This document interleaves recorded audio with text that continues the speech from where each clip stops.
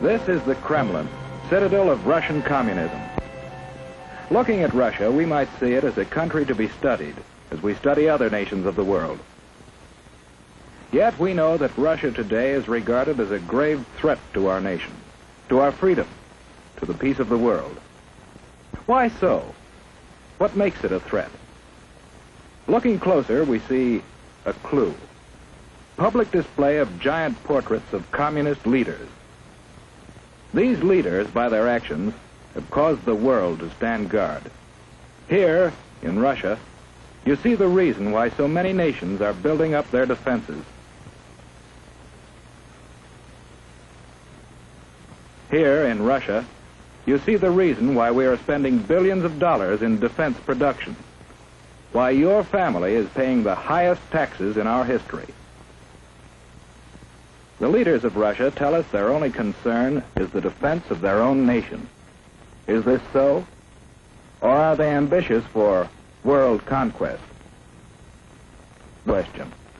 A question of communism. Ever hear of Karl Marx? In his mind, communism was born more than 100 years ago. He looked at the world and saw men as divided into two classes, workers and capitalists. In the Communist Manifesto, he called upon the workers, the proletarians, to rise up and overthrow their capitalistic masters. He cried, "The proletarians have nothing to lose but their chains. They have a world to win. Working men of all countries, unite." This was the promise and the challenge of communism. In Russia, the Tsar was the government. To support the wealthy aristocracy, millions of peasants toiled in virtual slavery. The Cossacks, dreaded police of the Tsar, enforced tyrannical laws. Here was fertile ground for the ideas of communism. For here, indeed, the people had nothing to lose but their chains, the chains of the imperial government. In 1914, the Tsar sent his troops into the war that swept Europe. For more than 2 years they fought. While at home, people suffered from shortages, brought about the despotism and corruption of the imperial government. The people grew rebellious. Only a strong army could sustain the Tsar in power. But revolution was preached on the battlefield, too, to an army broken with corruption. Inevitably, the Russian army surrendered. And with the defeated army returning under the banners of revolution, the imperial government fell and revolution reigned. The chains were broken, and in violence was born the government of the proletarians. But a government needs leaders. Ever hear of Nikolai Lenin? He was the first leader of communist Russia. Leon Trotsky was another. Lenin lived but a few years, and out of the vicious struggle for power that followed his death, Joseph Stalin emerged as undisputed leader.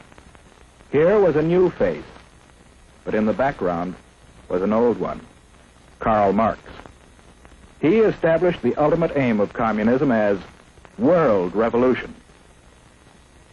And the rulers of communist Russia, while firmly establishing their authority at home, created an international organization to stir up revolution throughout the world. Communism was on the march. Stalin was in the Kremlin. But what of the people? The proletarians who had fought to win a new world. Their new world might look promising, but although the land had been taken away from the capitalists, the workers didn't get it. Under communism, virtually everything belongs to the state. The individual has little right to own property or to plan his own life. He's told where to work with his employer. Little freedom to leave his job or seek a better one. Whereas we believe, and our religions teach, that the individual is all important, communism denies religion and debases the individual to a part of the vast machine that powers the state. Children are taken early and molded to fit the machine. Here is no search for truth. The government writes the textbooks, and the children are taught to accept communism and their fate without question. The Kremlin runs all elections, and the outcome is always the same. If anyone dares to disagree, he's given a speedy trial without benefit of jury. Such traitors may be immediately executed or sent off to prison. The proletarians have nothing to but their chains. They have a world to win. Although the people of Russia gained little, the rulers gained mightily in power. They built up a giant war machine, looking forward to the day when their flag would fly over the entire world. Then came the rise of Nazi Germany, another power bent on world conquest. The two nations joined forces, and Russia, believing itself safe from aggression, launched an invasion of Finland and other neighboring nations. For the first time, the world learned that the communists were no longer waiting for world revolution, but were now resorting to outright military aggression to extend their power. After the Nazis turned on their former allies, we supplied Russia with immense quantities of military equipment to wage war against our common foe. And how did Russia come out of the war? In 1917, at the time of the revolution, Russia was already a land of vast area. Soon after the end of World War II, Russia had occupied many new territories, bringing additional millions of people under communist control, and serving notice that Soviet Russia was now a world power to be reckoned with. United with Russia in war, we strove to preserve that unity in peace.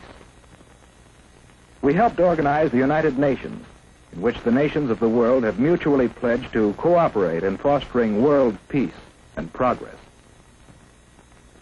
Andrei Gromyko signed for Russia. But in the first post-war Italian elections, the communists created disorder in an attempt to gain control of the government.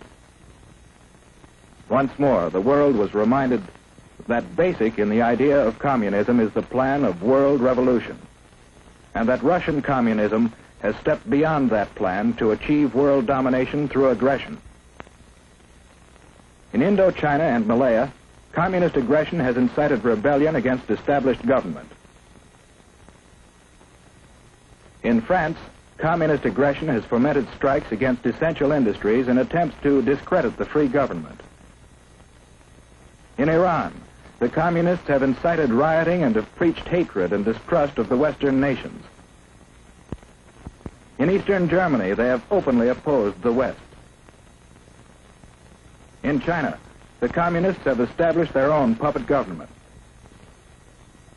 In Korea, communist aggression has come into actual combat with forces of the United Nations. And with the most deadly of all weapons available to the Russians, no peoples in the world can feel secure against this aggression.